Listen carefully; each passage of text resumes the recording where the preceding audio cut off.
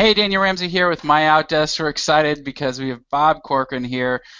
He's an amazing coach. Wall Street Journal ranked him #1 in the country.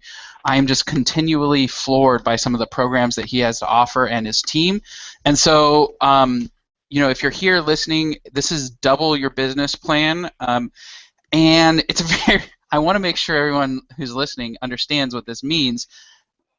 Bob is probably the only one who I've watched over the last 5, 6 years who's actually delivered that double your business plan, right? Bob? I mean, that's significant. Some of our mutual clients have actually gone from a couple hundred homes to 400 or 500 homes. Like you see that growth, and it's pretty cool. So Bob, introduce yourself. Tell the audience a little bit about what you got going on, what you do that's different, and then we're going to launch into some of the details.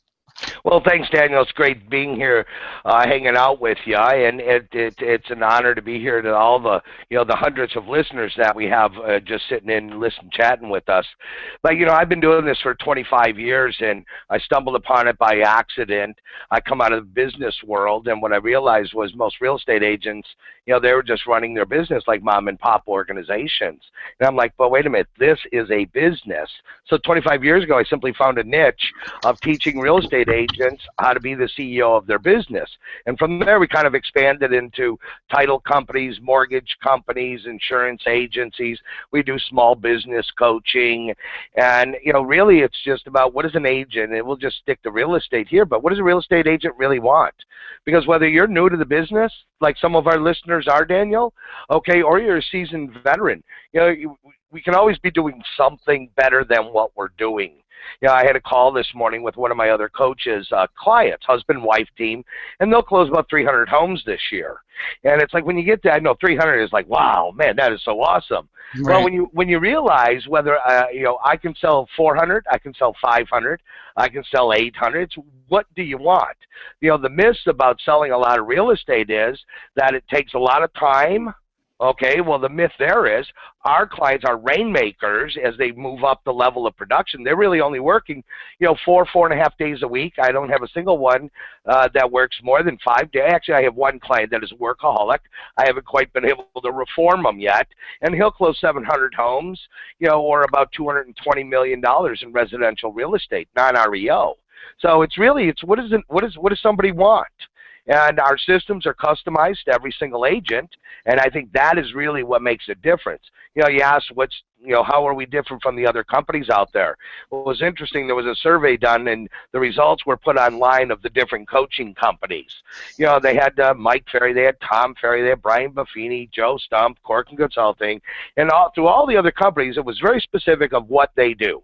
When it came to the evaluation of what does Corcoran Consulting and coaching do, well, it says, this one I don't get. It's too mystical. However, okay, his client list is a who's who in real estate. Right.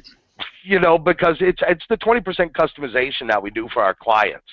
And by teaching, the main difference is teaching them to be a CEO of their corporation. Okay, so launch into that, because what does it mean to be a CEO versus an employee? And help me wrap my brain around that, and the audience, because you say it a lot, but what does it mean? Well, when you get into real estate, a lot of people get into it because they get into it with the independent contractor mentality that says, I can come in, I can do whatever I want, okay, do whatever I want, and they put no boundaries in. Well, if you change it from being an independent contractor, because realistically, you are the chief executive officer of a business. And as soon as our clients start making that mind shift from a salesperson's mindset to a chief executive officer mindset, we start making different decisions. And I always use the analogy, Daniel, if you opened up a restaurant, would you be your only employee? Right. What are you going to have? One table? Right? Yeah. Because, you got to do it all. And so if agents start looking at real estate, okay, the same way, then they start thinking differently. Like, why do agents, why are they still entering their listing in the MLS themselves? Why don't they go hire somebody? Well, they hire, we have many of our clients that are using your VAs, for all of this stuff. And it's really, I can do it, our average client prospecting, and we track a lot of numbers here, but our average client makes $2,441 an hour prospecting. So, you want to make $2,400 an hour, or do you want to put a listing in the MLS? Hey, you tell me. It's time versus money. It's leverage.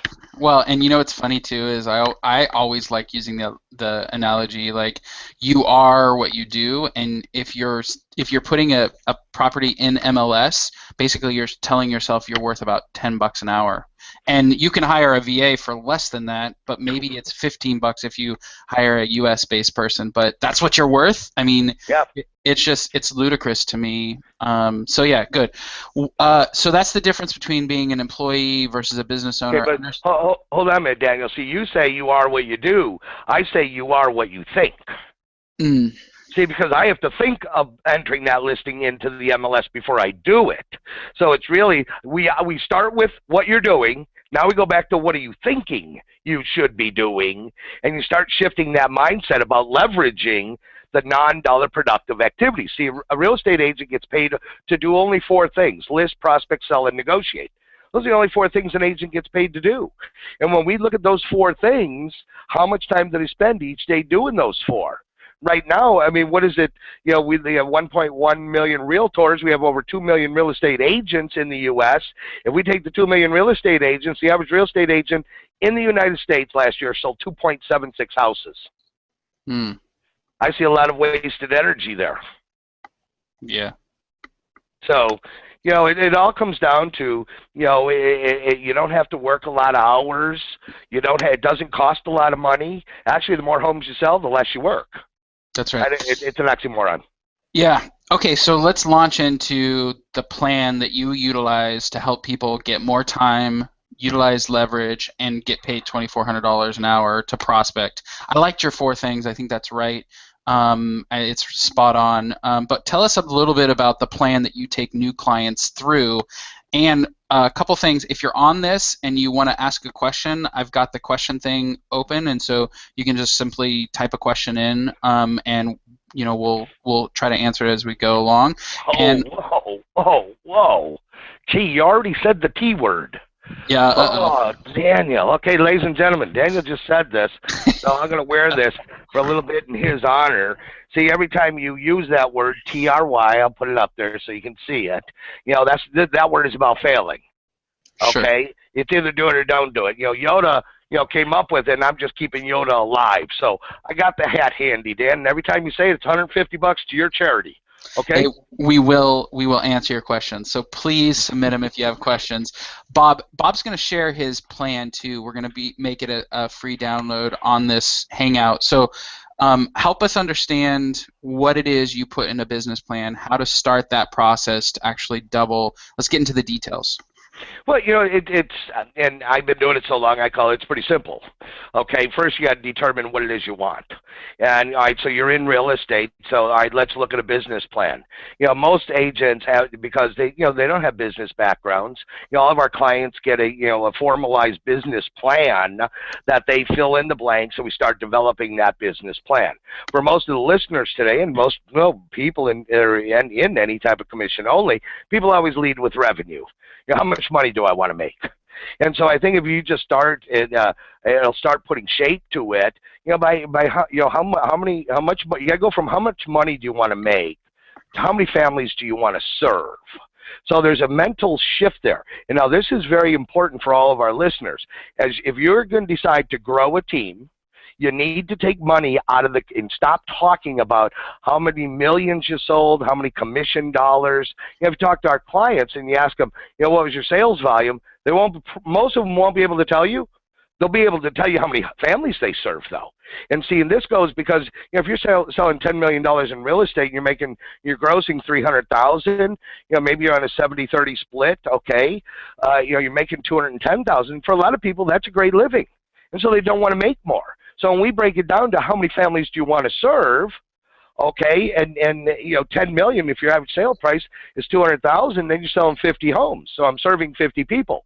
See, when you're talking, if you have a team and you talk about, well, wow, we just hit 200,000 in commission. Well, that person you have working for you at $10 an hour is sitting there feeling, wow, you made 200,000, all you pay me is a lousy $10 an hour. So when you talk about serving families, we can avoid that with support staff. Also with a buyer agent, wow, you made 200 grand, all you pay me is 40%. So that's why we always talk about family served. So I think for most of them in the business plan, there's a full-blown business plan that you can do. But if we start with, all right, how much money do you want to make? Now let's calculate how many sales that is. And I always say to people, Daniel, if you tell me you want to sell 20 homes, I say cross that number out and double it. Now, what if I told you you had to sell those 40 homes this year, or on December 31st you would die? What would you do? I would sell more than 40 homes because I want to live. Well, not only that, maybe some might fall out, right? Right, Okay, exactly. But that's what it is. I think people need to stretch, their brains. But when you look at the business plan, you start, people can start with how many families they need to serve. And then it's looking at, the tools you have. What tools are you utilizing in order to achieve that goal? What is your Go ahead. Hold on. I want to go back because the family serve thing really aligns well with our company. We actually we look at how many virtual assistants do we have on our on what we call our mod family, and how many clients do we have inside our mod family. And so I think it's important when you're counting, like you have a metrics that is followable by everybody in every position. And I think more and more real estate agents ought to, what are your goals? I always hear I want to sell $1 million and be a millionaire real estate agent. But I like the perspective of helping families, because that's how we call MyOutDesk the mod family. It feels a little mafioso, but I think that's an important. Everybody on your team, from the brand new person to the person that's been with you 7-8 years, they can get around adding people to your family, and so I think that's just an important point. Well, I think also the key difference, if you look at, you want a team member or do you want an employee? Right. We teach as, an employee stabs you in the back, a team member stabs you in the chest. Right. See, you know what? If you don't like something that I'm doing, then our culture here at Corcoran Consulting is you're expected to go up to the person face to face, not gossiping, not complaining behind somebody's back. If you go to a team member here and say you have an issue with another team member, that team member is going to say, well, why are you telling me? I don't want to be part of your problem. Okay, go deal with it. And sometimes it's difficult at the beginning.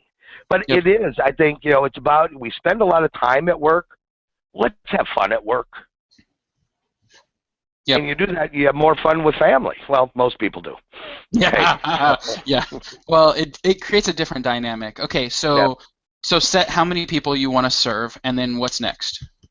How many people you want to serve, which will calculate the income. The next step is identify the tools you need. Your first employee, if you want to call it that, should be a great contact management system like Top Producer.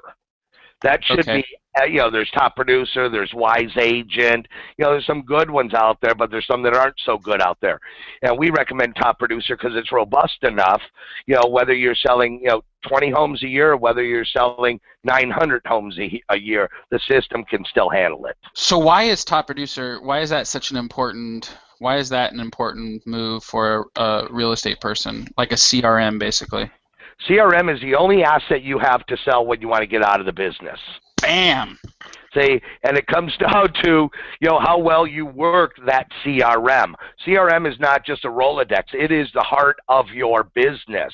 The team member you hire, whether it's the nice thing about Top Producer, it's online, so it bodes well for all of our clients that are using VAs that are out of the country in the Philippines, through your company. But the CRM is really the heart of the business, and this is where we're handling all of our past client follow-up is being done through the CRM. It's transaction management for listings. It handles your emails.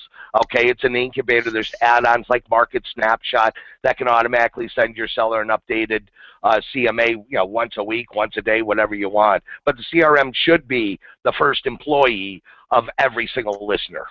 That's perfect. All right, so what's the second step? Okay, second step is who's going to operate the system. So we always say, let's put together an organizational chart of your corporation. You're at the top as the CEO. And say, let's draw the org chart the way it looks now. And right now, it might just be you. Okay, we'll say, okay, it's just me. I'm doing 20 transactions. But if I'm doing 40, does something have to change? Which, yes, it would have to.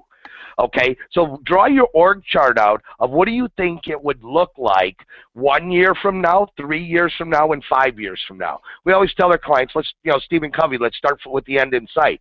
When do you want to have the ability to walk away from this business? And how much money do you need in order to achieve that? Right. So once when you start with that end in sight, then the ship starts getting built. Right. So draw the org chart where you have operations on one side and you have sales on the other side. Under operations, you're going to have client care coordinator for sellers, a client care coordinator for buyers, and that can be a person in your office, and that can also be a virtual person. Right. Okay, and to me, if the listeners today have nobody that they're working with, I actually tell them not to hire a VA as their first employee. Sure. Okay, because our clients, your clients and my clients, they're master salespeople. They're horrible managers. Right. And if you leave it up and you look at the rainmakers that have had VAs that canceled, and they said, well, they didn't know what they were doing. Well, at the end of the day, our clients all have to remember that VA is an extension of our team. They're part of our team. And if they didn't make it, it's a direct result of the training you, the agent, gave them. That's why I say if you hire somebody in office first, then the VA can then report to the in-office person, and it will be much more productive for all parties involved. Let me ask you a question, because this is a big question that all like mid-tier and newer agents have, is like the director of operation, is that a leader type, like somebody who's out there like leading that entire department, or is that somebody who's more of a doer, like somebody who gets a lot of stuff done and is a little analytical? Tell me about, like, because I see both sides of the equation. I can see how having a leader long term would benefit you, and I also see how having a doer, from this newer agent, 20, 30 transactions to probably 100, 150, like having the doer would be really important. So I'm curious. The doer is way more important. Okay, when people in this country are carried away with titles. Okay, let's face it. At the end of the day, okay, you can call that person your director of operations, but they also take your pictures. They also they're your delivery boy. They're your photographer. Okay, they're your data entry people. I don't care what title you give a person. At the end of the day, we need people to get the work done. Now, Right. and I just, if you're just starting out in this business, or you're a midterm level agent, if you're selling north of say 100 properties, then you might be looking at somebody as an office manager. Why do I need an office manager if I only have 2 people? Yeah. Number one, we help our clients. We're involved in the interview process, with all of our clients. Our team actually physically does phone interviews of any of the people that our teams hire. And what we're looking for is that person that fits what's your culture? What are your core values? And everything starts with the agent identifying their mission statement and core values, because once you have that sets the foundation of your business. Now you go out and hire people that you believe can align with your core values and your culture. I can teach work skills, but I can't teach attitude. Mm-hmm. Not necessarily, unless I pound it into somebody. Also, you hire self-managed and self-disciplined people. So if I'm hiring self-managed and self-disciplined, why do I need an office manager? Right. That makes sense. People stop getting focused on that crap, and let's get focused on things that where you can make money. That's right. And I'd also kind of like put this out there, because we have 800 people working for us in a support capacity of some sort. Like when I'm trying to hire somebody for my team, I'm just looking for experience and a proven track record. God, the hat is when I try. Yeah. I love it. When I hire people for our team, I'm looking for a proven track record. And so if you're hiring an assistant, you're finding somebody who's spent 3 to 5 years doing in an assistant type role, and they love that job. But wait a minute, Dan. I can hire my sister, okay, because I can pay her $9 an hour and she'll take it. Or I can bring my son in after school, okay, to be the courier. Yeah, I love your attitude. No, no, no. I have fell in that trap myself, and friends, family, people that you know through your network, like I want them as my friends and family. I don't want them as my employees. And so every person out there who right now is thinking, I'm going to add, I've got a friend, it's because you want the easy way out. And sometimes the easiest path doesn't necessarily make it the right path. It's usually the wrong path. That's right. But people look at it, it's easy that way. No, I'm not 100% opposed to having family as team members as long as they fit your culture. Right. And too many times, I see issues of entitlement, with children, and that really can cause havoc within any team. Right. And you have to be willing to release the guy. I always say, you want to hire your son, your daughter, your brother, your sister, your mother, your father. Great. Are you prepared to fire them? Mm-hmm. If you say, no, I can't, how can I fire my mom? Well, you're going to have, this is a business. Mm-hmm. Start thinking like a business person would, and your life is going to be happier. It's like what you said, Daniel. I want them as my friends and family. Let's keep it that way. Yeah. I want to be able to go to Thanksgiving dinner with them. Well, and if they truly have a passion for being in real estate, support them in that passion, but not put them on your team. No, don't need to. There is no need. Right. Okay, so what's the rest of your business plan? Because we're in that world right now. It's the end of the year. Everybody should be, racking their brain around this kind of goal of getting the numbers set and getting next year kind of planned out. Okay. Well, number one is everybody's business plans really should be done by December 1st. One thing you got to remember is the sales you do in December are your first quarter goals. Okay, so if you're waiting to do at least how many sales do you need, you got to remember all my new sales in December most likely are going to close in January. Okay, so that's why it's imperative to at least get the numbers down first. But Bob, it's the holiday. Yeah, your point. You run a business. Well, here's where our clients. Here's the secret sauce to our business: fourth quarter, first quarter. That's the secret sauce. Our clients dominate in the fourth and first quarters because we ratchet it up in the fourth quarter. I look at, being the week of Thanksgiving, Daniel, 70% of every real estate agent in every market across the United States has taken off for the rest of the year this week. And they're taking off from now to the end of the year. So we tell our clients, double up on your prospecting. If you're doing an hour a day, do 2 hours a day because you have way less competition. Now you're going to get a lot of people say, I don't want to do anything till after the holidays. Great. Go ahead and get the listing paperwork signed if your board allows it. Okay, get an addendum that says no show till January 2nd. Wouldn't it be great on January 2nd you load 40 listings into the MLS? Yes. But take advantage of it now because we have less competition for over the next 6 weeks. And this goes right through December, probably about January 3rd it goes through. So so our clients really double up and they just start out the year with a bang in that first quarter. If they're closing 10 last year, then the goal this year would be to double that and do 20 this year. Yep. So the whole business is right around that. So the secret is really planning your work. You got to have that plan done now. So, when I always say dare to dream, we've lost our ability to dream because somewhere along the line in our lives, there were people who told us, you can't do that. That's impossible.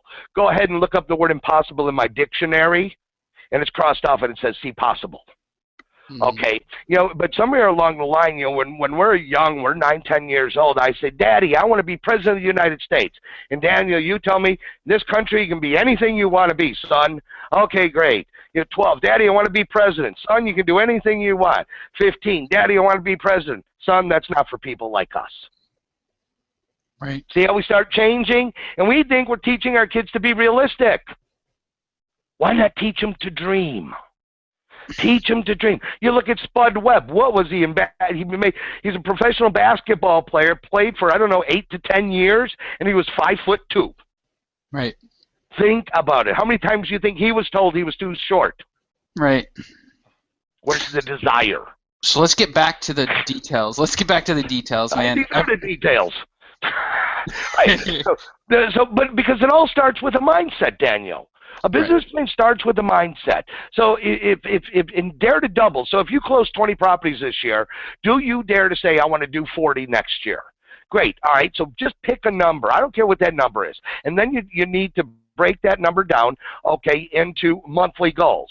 So if you say I want to sell 48, or I want to sell 4 a month. Do you think, Daniel, that those two numbers are the same number? 4 a month or 48, are they the same number? Yeah, they add up to the same thing. The only issue, though, is I feel like if you're doing 40, you need to plan for 60. No, but see, for a month or 48 are actually different numbers. And the reason they're different numbers is, and this is where I think most people make a mistake in their goal setting. Matter of fact, we've taken the word goal out of for our clients. We don't have our clients set goals. We have them set expected results. Mm. See, it's the same thing, but it's the mindset. So a lot of a business plan is working on a mindset first. And so, see, for a month, because homes close differently historically in every area, we know we have more closings in May, June, July, and August than I do October, November, December, and January, right? Right. So if an agent said I want to do 48, that 48 might be 2 closings in January, 2 in February, 3 in March, 5 in May, 6 in June. So if an agent does, says they're going to do 4 a month, or is it 4 a month you want to do, or is it 48 you want to do? Right. So, and otherwise, if you say I want to do 48, but that's 4 a month, then after February, you're probably going to be 4 homes behind your goal, and you're going to feel defeated March 1st. Right. So set goals up that's what we do with our clients. We set it up based on the historical data from their multiple listing service. So have your goal, you have how many homes you want to sell, you have how many homes you want to close every single month based upon the historical data, and then we have the org chart. Okay, what systems do I need? We identified an operational system like Top Producer. We identified a system, a lead generation system, website. You have that. Yep. Okay, so it's just working through the process of every area of your business. So, and then when it comes to personnel, what do I need? Okay, well, I already have 2 client care maybe. Well, you know what? In order to double my business, do I have to double my support staff? This is where people need to start looking more and more at virtual assistants. I say once you get to 2 solid team members on your team, then go ahead and outsource, call Daniel Ramsey up and say, okay, I need to start adding operational people to my team. But go the VA route, strongly go the VA route, okay? Because number one, you don't have to have space, okay, let alone what we pay, okay, for a virtual assistant. And we don't pay Social Security, we don't pay unemployment, I don't have to put up with moods, okay, things like that. Right. What roles should a virtual assistant support a real estate team on? I mean, I'm just curious what your perspective is there. Like, what you think a virtual assistant, and what have you seen them be super successful at? I've seen, the success or failure lies in one area and one area alone, is the amount of involvement, okay, that the rainmaker, the real estate agent, has with the VA. Okay, like we've had Portia from you guys. Portia's been with us over 2 years now, okay, and she's become really the workhorse, okay, of our operations team. Okay, and the thing I love about a virtual assistant, they can get 80 hours of work done versus a person in your office that gets 40 because they have 0 interruptions. So we're paying them usually a third of the wage, okay, or at least half of the wage we would if we had somebody here. So we've used them as operations people. We always also have VAs that are inside sales associates or ISAs. So they can do both, but it's about training. You know what? You told me one time about a client of yours who had an ISA, and you calculated what the return on that particular ISA was, and it was insane. It was like something like $700 an hour of generated revenue because of that one virtual assistant and the ISA role. Do you remember that conversation? Yeah, and actually the number is quite low at $700 an hour. Yeah. Okay, but again, okay, when we add our personnel in, if we're going to add, if an ISA is part of your business plan, okay, then it's great. But we do an ISA ramp-up program where we train, give them basic skill set knowledge, and through our Inside Sales Associate ramp-up program. It's a 1 week, and they get video, audio, and live role playing every single day. So I think it's an important thing to make sure that our people are properly trained. Right. Okay, but go ahead. Well, and on the operations side, like, what do they do? Tell me about like what they should do. Okay, and what we tell our clients, okay, is a VA, with almost all of our clients, they're not calling our clients. They're doing all the work that does not involve communicating with a client. We get into too many legal issues, okay, with somebody, and the virtual assistants, their hearts are so big they feel they're helping when they're actually breaking the law on you. Okay, so anything that does not include calling the seller, that is what they can do. Right. But also, you got to follow the law. And I think any agent that's having an ISA enter their listings into a multiple listing service, I believe that's illegal because unless you have them their own login and password to the MLS system. So please don't shortchange the law. What does it cost? And most MLS boards have an assistant license, so that they can do it. Pay the monthly fee so you're doing it, the right way according to the law.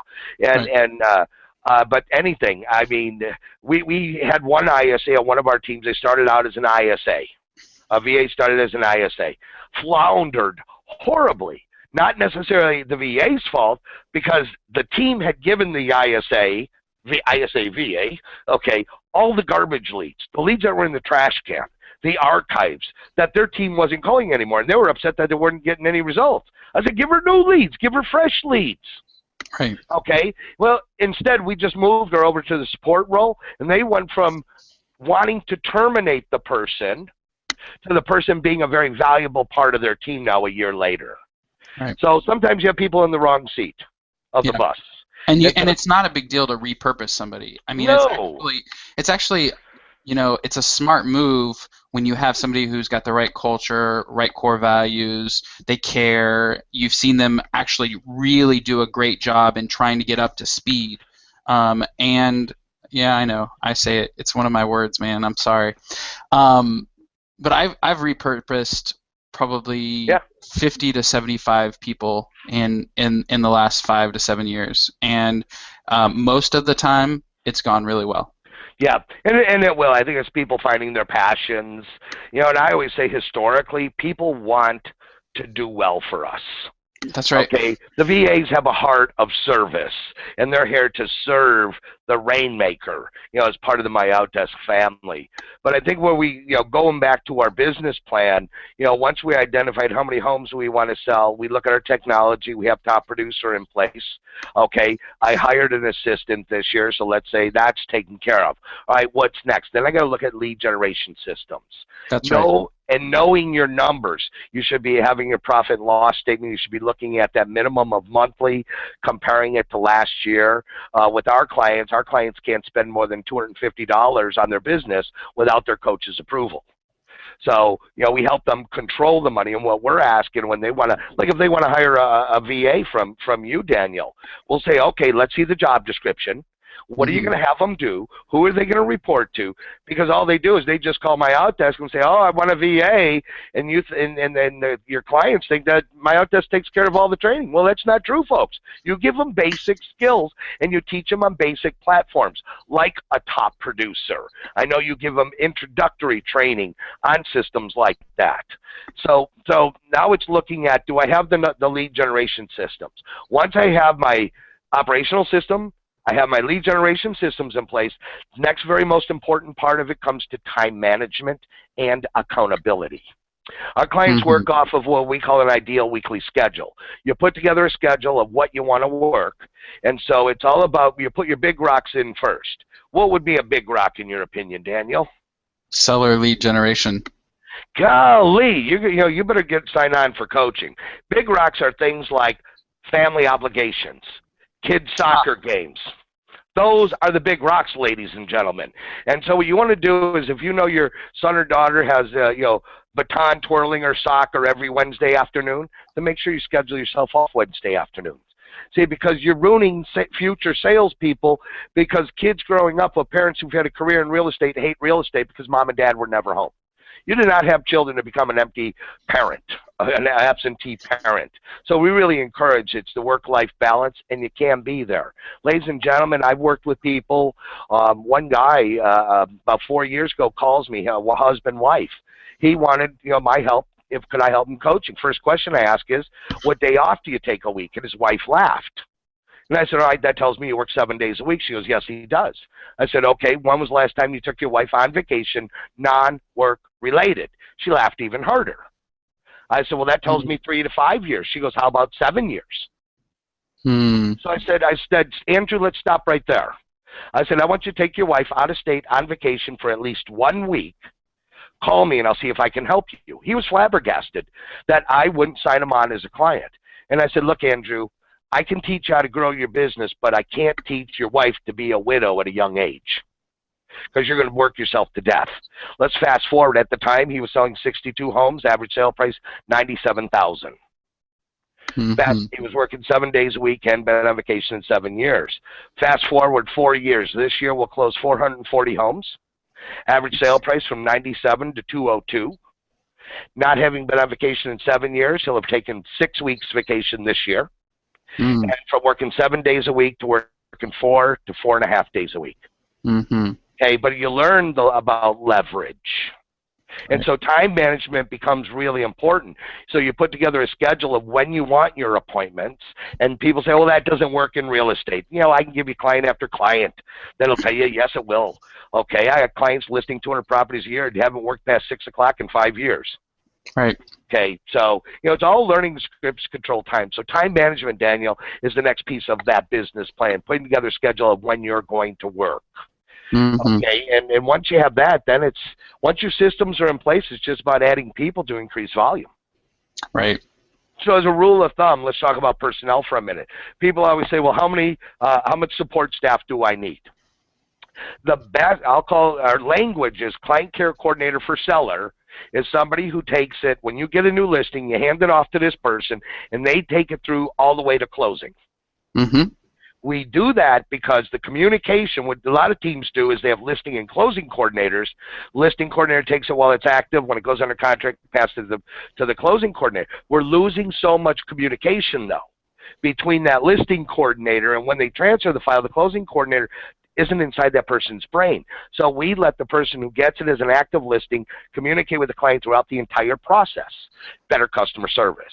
Then you have the client care coordinator for buyers who only handles the buy-side closings.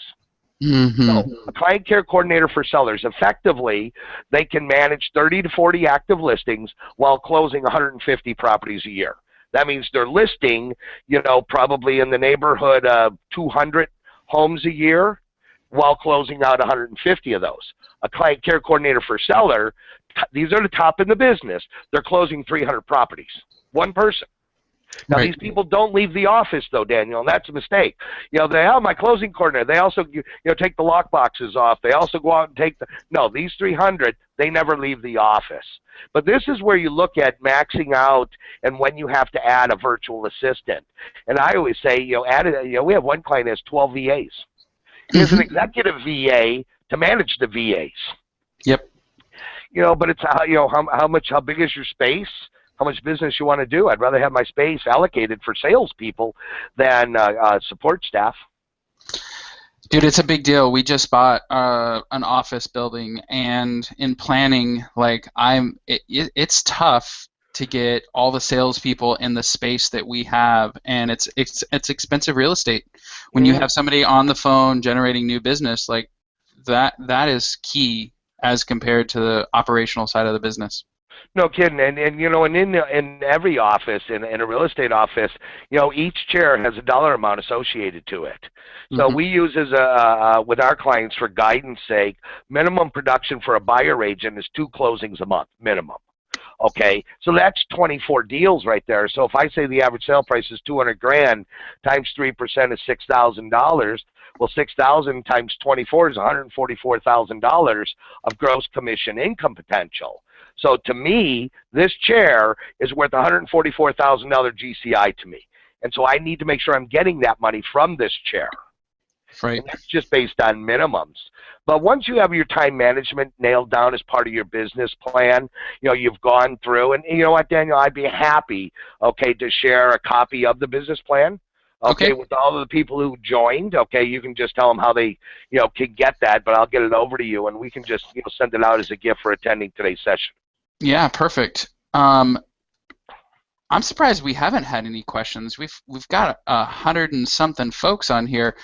Guys, we have the question and answer, and Bob's crazy excited to actually get your individual questions. Okay, so you're talking about teams. I really want to dive into getting more business, because that's the piece that I think most people, struggle with to get over the next plateau, right? I've plateaued at 50 deals, or I plateaued at 100 deals, and I need to get to the next level, and that's really why I invited you on. Tell us how an agent does that. What do they do to generate twice as much business as they did last year? Okay, the hardest thing for us is to get a client to 100 transactions a year. It's easier for me to take you from 100 to 200 than it is even from 75 to 100. And the reason is the 6 inches between your ears. Okay, you got to cut that muscle. So to want to do more business, it's about you doing some soul searching. Okay, and it's about changing your attitude of how you're looking at it, because people, and this is where it becomes important again, Daniel, to look at families served, because all of a sudden, if I'm keep looking at my commission dollar, people have a comfort level. Hey, I'm comfortable making $100,000 a year. I'm comfortable making $50,000 a year. And the beautiful thing about setting up operational systems for operational excellence, by setting up the right personnel in your office, having your CRM and your lead generation systems, when all that's done, you can't shut the business down. You can't help but grow. We've had clients, used to do a lot of print advertising, and I'm telling them, stop it. Look at we track numbers. You've gotten zero business out of this magazine, yet you're spending $2,800 a month to get it. Let's take some of this money and put it over here, and the business doubles. Right. Well, what you're talking about is actually measuring, and this is something that a lot of agents don't do. In QuickBooks, whatever kind of financial system that you're utilizing, you can actually tag a class to a property. And so in our world, when you have a buyer or a seller, we tag a class to a property and we tag a class to the lead generation site. Like, how did we generate that deal? And it's something that's very simple to pull in QuickBooks and also in Top Producer, and get an idea of how much revenue am I generating per lead class or lead type of business. Bingo! You nailed it right there. And one of the systems we give our clients, I call it it's a media source summary, where every month we are tracking every lead that we got in. Okay, we're also tracking the closings that come from that lead source. We're tracking the amount of dollar sales volume, commission dollars, and gross commission, and we also have what the average sale price is for that lead source. So I could, at any given moment, here I'll look at one of them. Her overall, she's generated 9,916 leads through October. Okay. Okay. She has converted 1.9% of those on the buy side. So we track buyer leads and seller leads. That was the buy side. On the seller side, she generated 1,128 seller leads, and she converted 17.2% of those leads. Right. Those are astronomical numbers. 17.2% conversion rate, okay, on seller leads is astronomical when you look at where all the different lead sources, whether it's referrals, whether it's marketing, whether it's using a system like a Boomtown, other marketing efforts. But I think when you, at the end of the day, her combined blend is like 2.5% conversion rate. Anything north of 1.3 is outstanding. Right. But you have to, like you say, you have to be able to track your numbers, though. Well, and I think another thing that people don't do is track your failures. Like, I'm constantly amazed at how many times, a lead will come in and a real estate agent won't know why it didn't close, or why you weren't able to convert it, or what the outcome of that lead is. And so I would even encourage you to not only track your wins, but track your failures by understanding where you need to strategically change people, change your process, maybe even change where you're spending the money. Well, and that's what it is. And by tracking sources of leads and your sales and conversion ratio, you're seeing, look at, I'm getting an ROI of 12 to 1 in this category. Well, on this one, I'm only getting 4 to 1. But yet I'm spending double the money and I'm not getting as good ROI. What about take some of that money and increase the other area where you're converting? But, there's so many. And that I call real estate 301. Okay? The fact is, let's just get them using QuickBooks. That's real estate 101, right. Tracking their income. I had one lady, she was selling about 300 homes a year, and I said, all right, what are you using, QuickBooks or Quicken or something for your bookkeeping? She goes, no, I have a check register. What do I need that for? Wow. You're talking to this is a woman who's generating over $1 million in income, and she's tracking everything through a check register. Yeah. Okay. It's never. You just got to track your numbers, and financial health. Okay, and the assets that you have are extremely important. What should we were just on with a wealth attorney yesterday, and we talked about some financial numbers. You personally coached 22 teams, ranked number one on the Wall Street Journal. What do you see like the range between like an average and what the top people are doing in terms of like netting, how much money they should net, and all? It's for the audience so they have an idea Sure. to benchmark their practice versus some of the top teams across the country. Well, our minimum acceptable, okay, net before taxes is 50%. Okay. So net, okay, and our goal is that all of our clients are around the 58 to 62%. Ours are. Our highest netting clients are over 70%. These are people. Ladies and gentlemen, you got to remember these are people that are grossing $2, $3, $4, $5, $6 million in commission. All right, the guy netting 70.2 will do $3 million in gross commission income, and he's netting before taxes 70% of it. And part of it is they're using their resources wisely. Why he lives in a fairly expensive area? Why should he pay $18 or $20 an hour when he could hire two people from you, Daniel, at $8 or $9 an hour, okay, and get really the same amount more work done? Right. And so it's really paying attention and run your business as a business. And so we use the rule of thumb minimum 50%. Now the question significantly comes up all the time. If you're a listener and you have buyer agents or listing partners on your team, the commission you pay them is not, I'll repeat, is not an expense. It is a cost of goods sold. So if you netted $1 million, gross commission income was $1 million, yet a buyer agent did $250,000, well, that goes in a category after income called cost of goods sold, would be $250. So my net gross is really $750. So what we're saying is of the net gross after cost of goods sold, that's where we want a minimum of 50%. Okay, that's a great clarification because I was thinking net at the bottom, and you're talking about operating income, 50% of operating income, which is Correct. Completely different than 50% of net income, which is a completely okay. So that helps.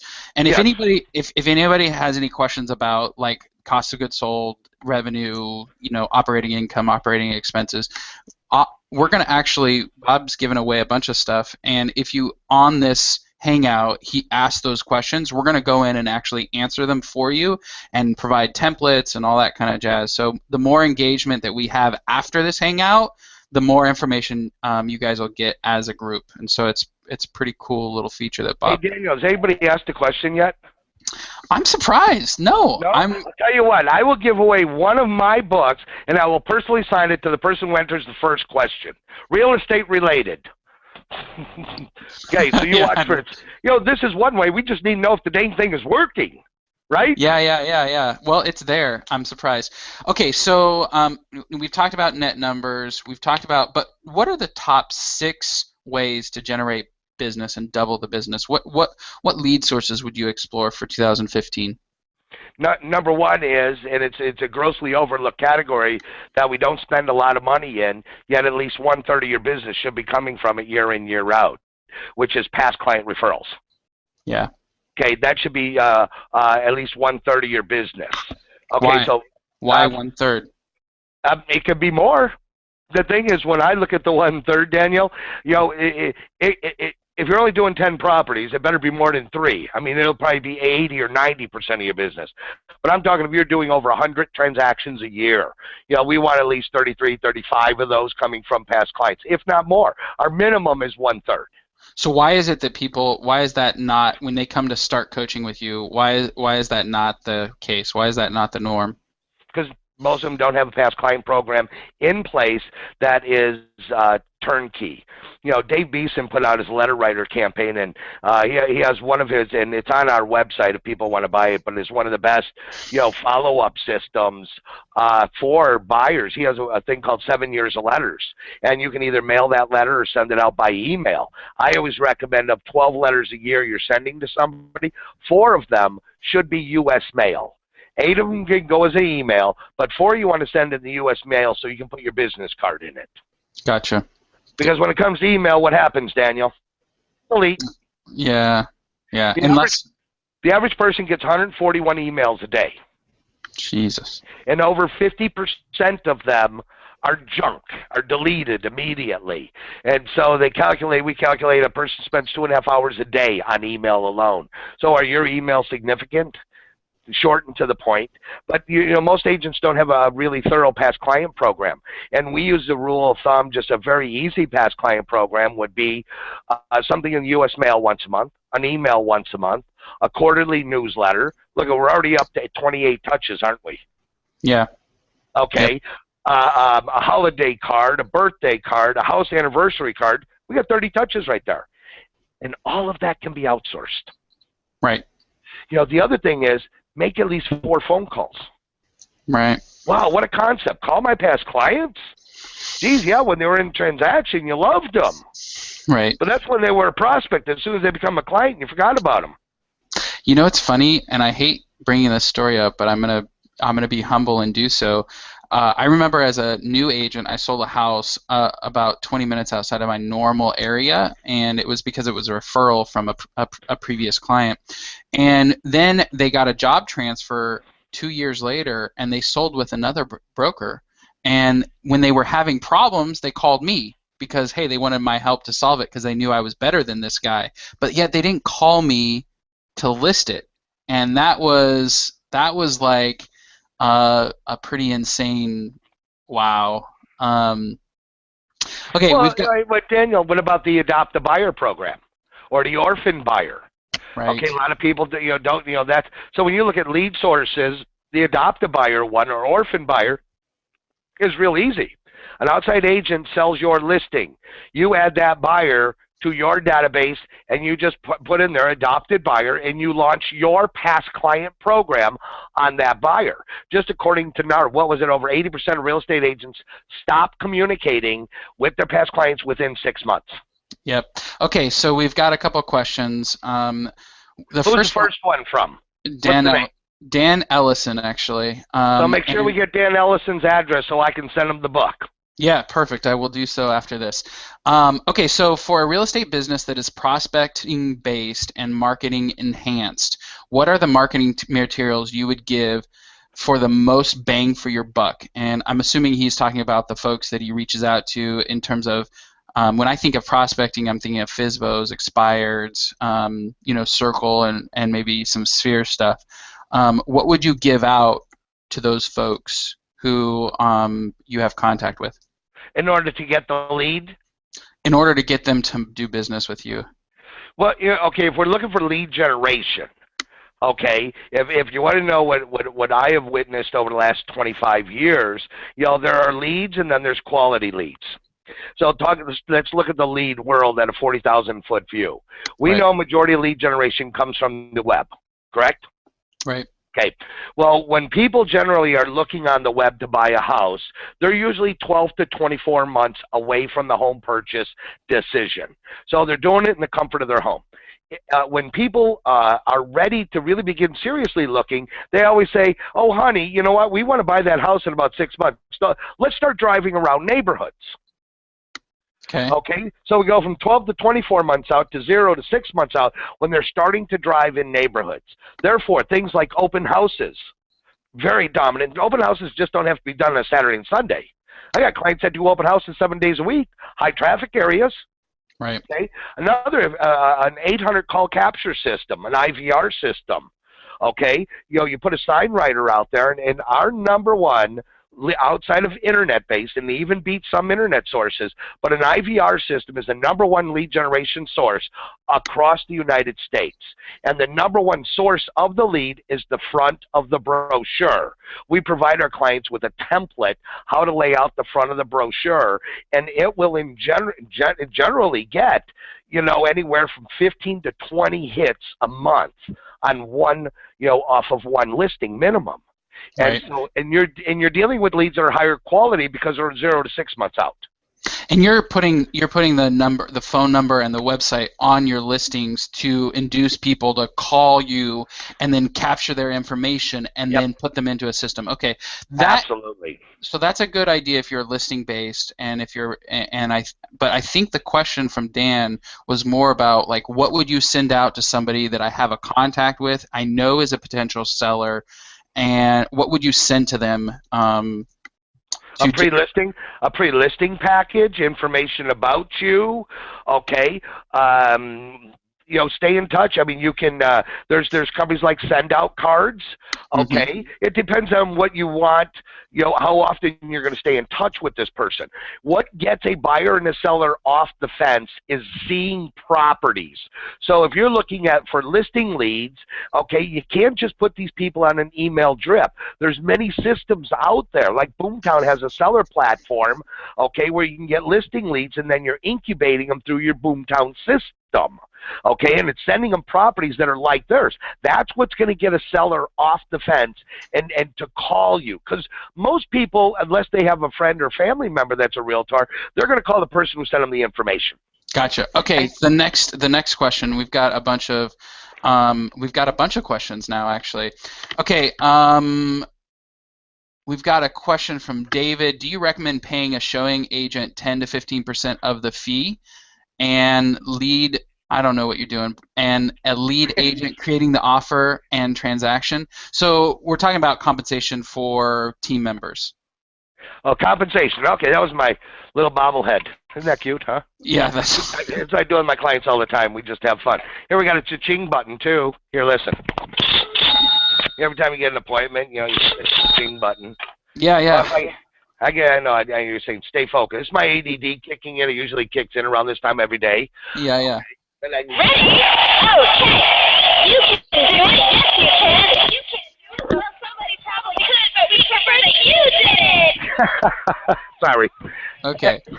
All right. So the question was, how do you compensate team members who are generating revenue for the company? Showing assistants, lead. Let's say you have a lead listing agent, a lead buyer's agent, a showing assistant. Tricky question. It's a very tricky question. The reason is, depends what split you're on with your brokerage. So the numbers I'm going to be giving you are going to be based off of 100% concept. Okay. And so you take it from there. To me, 100% is anything above 94. Okay, 94 and below, rather. Okay, so 94, 95, that's so everything will be based, if you look at the Remaxes or the Keller Williams that have caps, quarter caps, things like that. Okay, so we're going to take it off of 100% commission. Okay. Buyer agents, I'm all about, salespeople need to be incentivized. So we recommend to our clients 40% for buyer agents, 40% for the first 2 deals that close in a month, 45% for the next 2, and 50% for the 5th or more in a month. Okay. That's based off of the 100% concept. And who's paying for the leads in that model? The rainmaker is.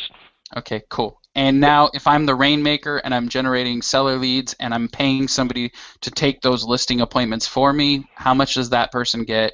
Are they on salary, and what percentage of the revenue do they get?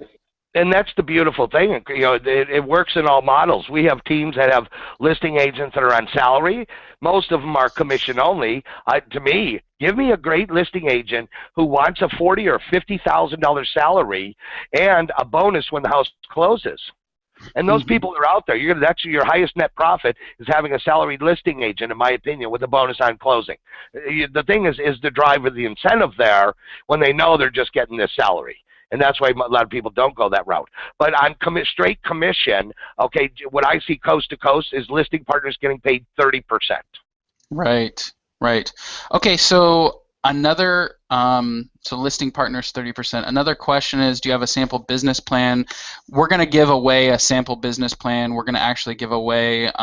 She's also asking for maybe the ideal operating or operations chart. So if you did like an org chart, okay. Yeah, maybe we can give that away. What do you suggest to market our homes generically?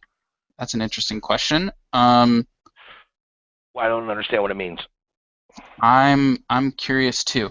What do you suggest to market our homes? I'm sorry, Rita. Can you actually re-ask your question? I'm curious what it was.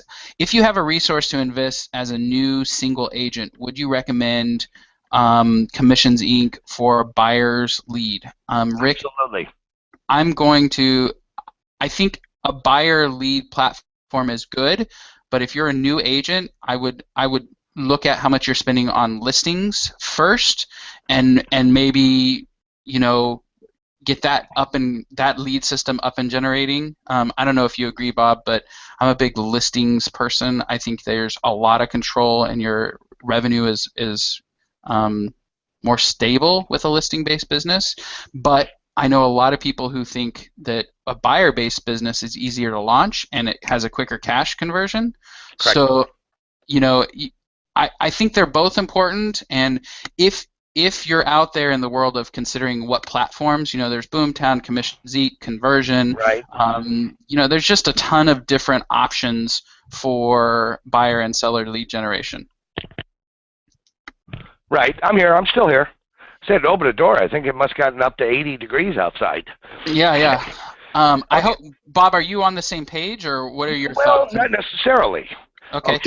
Yes, every agent can't be listing based. Okay, because there's just not that many listings. Okay, so it's really wise to have a balanced business. I know where you're going with it because we promote all of our clients lead with listings. You lead with listings, okay? And so your advice in really focusing, the agent you just did to focus on the listings, yes, I concur with that. However, buyers, it's quicker to get money. Yep. I think the most inexpensive way to get a business started is investing in an IVR system. Mm-hmm. Okay, true story. I worked with a client, brand new in a marketplace, never sold homes, no name recognition whatsoever, knew how to be a top producer in a market before she relocated. We got an IVR system. We borrowed listings from her brokerage. Mm-hmm. Okay, we ran an ad, in the Homes magazine. You remember, she had no listings whatsoever. Right. Okay, but we borrowed 16 listings, put an ad in the Homes ad, and we were getting 200 leads a month. Sure. And those systems cost like $99 a month. Right. To generate those kind of lead volume. Or, go and hold open houses. And the IVR is great because it's called capture system. Mm-hmm. And it can get us more leads quicker. But Commissions Inc., I think Boomtown, those are two great systems, Daniel, that you invested in. But when you look at those systems, when you say you have money, okay, you're going to look to spend $2,500 to $3,000 a month. That's right. On those systems. And I think you also need, if you're going to buy a platform, buyer leads, I just keep going back to it. You have to have a person to run it. You have to have, and it requires some massive amount of, I'm going to devote this amount of time every day. If you're a single agent and you're talking about spending $2,000 or $3,000 in a buyer lead platform and you have nobody working for you, I would just go into it understanding the amount of time and work and effort, and I agree with Bob. I've had a Boomtown platform since I think 2009 or 8 or something like that, and I like them, and I know Commissions Inc. and Conversion and all the other ones. I think they're great, but again, I think you focus on listings, make sure that's a big piece of what you're doing, and then put some the past clients and what are some other seller lead stuff. And please keep asking questions. Somebody else said, is there a sample business plan? Yes, we're going to give away with the rebroadcast of this, and we're actually past our time. So, oh, wow. We're going to we only got started, Daniel. We just got started. Well, we can always have you come back, and we can do a follow-up number 2 if you'd like. Well, that's up to the listeners. If they find they're getting value in the last hour, then they can let you know right now, we want more. We want more. Right. Okay, so Retta replied, I'm referring to marketing listings in real estate books, newspapers, sending flyers to neighborhood. Okay, so if you have if you're a listing-based person, where would you market those listings in order to get more leads? I believe Bob's kind of already talked about that, an IVR, which is a call capture and a sign, a website spot so that when somebody drives by, it drives them to some sort of a place for them to get more information. Yeah. To me, an IVR is, and if anybody has any questions regarding that, they can just email info@corcorancoaching.com, and we'll get you the information that you need. But info@corcorancoaching. If you have any questions, I'm sure there's some questions we couldn't answer, and if I can help you answer them, Daniel, just forward them to me, and I'll be sure, or people can just send their questions. Just in the subject line, if they'll just put MOD, so we know that to get it directed to the appropriate person. Yeah, and we're gonna answer questions as people replay this on on this Google Hangout. So, what would you do to market your listings, Bob? That's To me, most of my clients don't do any print advertising whatsoever. They'll have an IVR system to get the leads from the sign writer off the IVR in the front and back of the brochure. They use the back of the brochure. Okay, if they are doing direct mail, okay, they're incorporating the IVR into their direct mail. I do believe in farming. Okay, and because if you want to become known as the neighborhood expert, people need to know that you're in the neighborhood. And how are they going to know that if you don't let them know? So either you can go door. Another one, a lady we helped. She was years ago. She was brand new in real estate down in Florida. She was on food stamps. She had 3 small kids under the age of 9. wow. Okay, and Howard Britton told her, well, to get started in real estate, you need to do is go door to door, knocking, banging on doors, letting people know you're in real estate, because she had no budget. And her broker provided her with all the business cards she needed. In her first year, she sold 102 houses from door knocking. Right. See, she had a big want, okay? She wanted to get off food stamps. She wanted to provide better for her children. But today, agents are afraid to go out there and go door to door. Okay? If you have a shoestring budget, be your neighborhood expert. Get out in your neighborhood. Walk your neighborhood. Let them know that you're in real estate. And so there's many ways to do this business that doesn't take a lot of money. And you know what's interesting too is we just a couple weeks ago did a hangout with Cole Realty Resources, and there's a lot of companies that are out there. I just know them because a couple of our clients. And real quickly, because Retta, your question is a misnomer, I think, and it's a problem in our industry. We have a lot of people who do a flyer out to, just listed, just sold. I'm here to help in the neighborhood that they want to farm. And what we did with this client, he was spending $10,000 a month advertising to his farm. I think it was like 30 or 40,000 people. And he was getting 30 to 50 leads a month from call-ins and like call to actions. And, there was a whole process and people had to mail it out and there had to be somebody to maintain that. He hired our virtual assistants. And for, literally $1,500 a month, we got him 3. So he was then, instead of mailing out these flyers, we were just using Cole Realty Resources to get phone numbers around a listing that they had. And then our virtual assistants, and it's an easy script, just letting you know what's going on in our neighborhood. We actually happen to have a house that we just listed, and we're inviting you to the open house. And while I have you on the phone, what are the plans for your current home? Bingo, Daniel. And the thing is, when you look at, you're talking about, the Cole directory, correct? Yeah. Okay. Yeah. See, I'll go back. Cole directories, they used to be like $2,500 a quarter is what you would pay for it.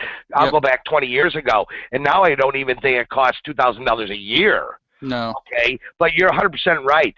You got to be able to pick up the phone, know the script, pick up the phone, call the people, and because this is a face-to-face and ear-to-ear and a belly-to-belly business.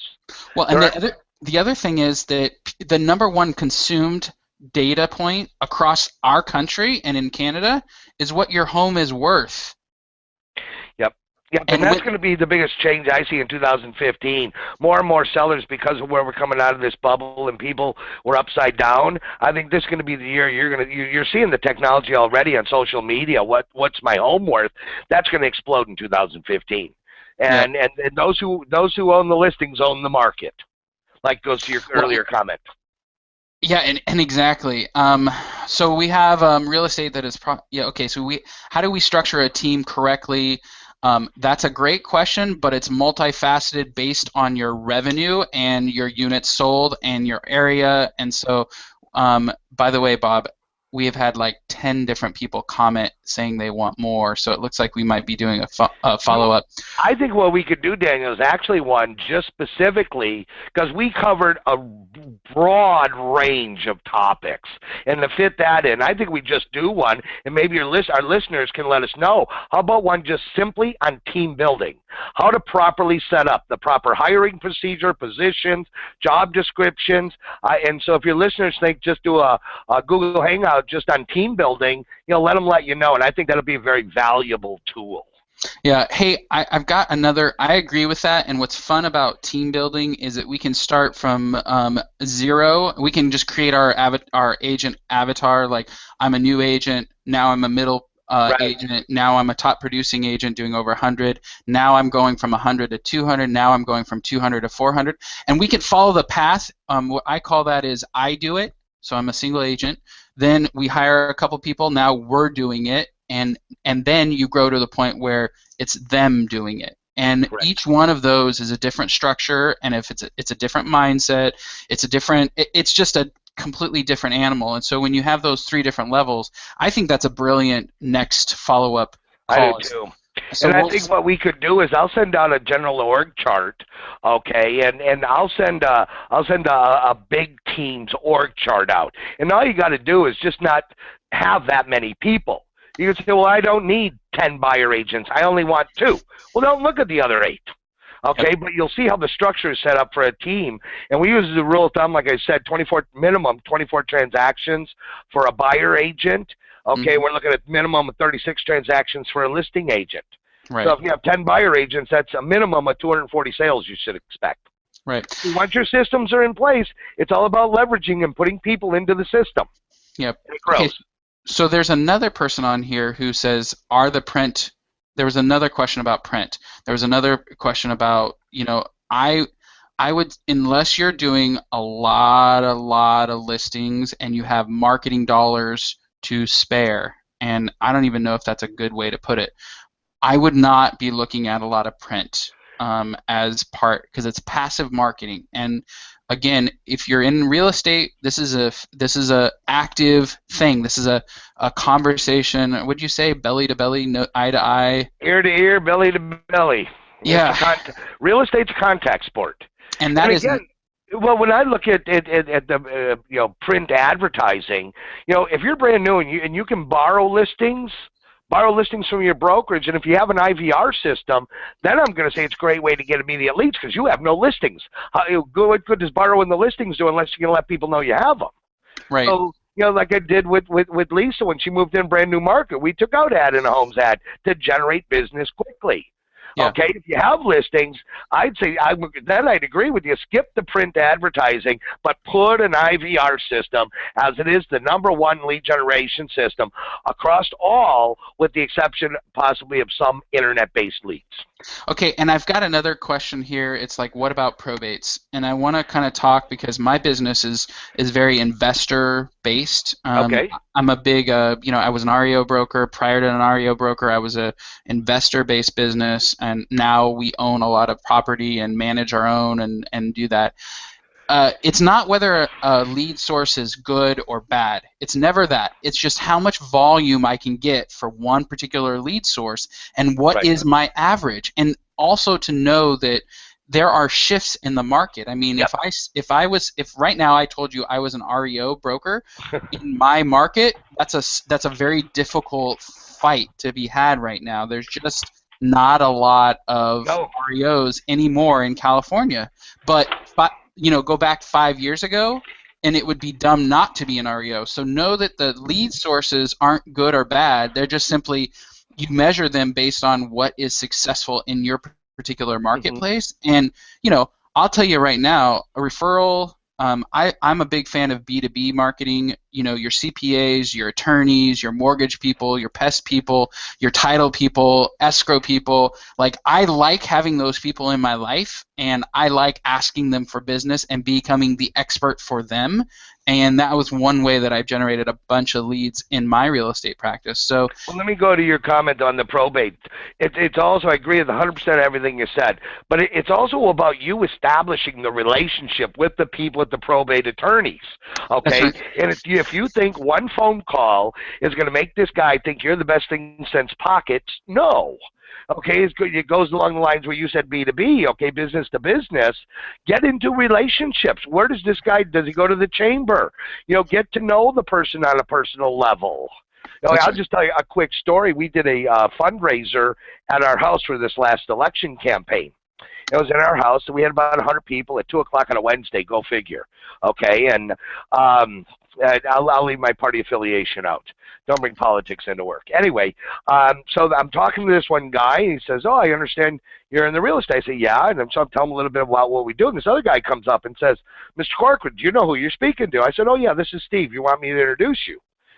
He goes, no, this is Judge so-and-so, and he handles all the distressed properties in this county.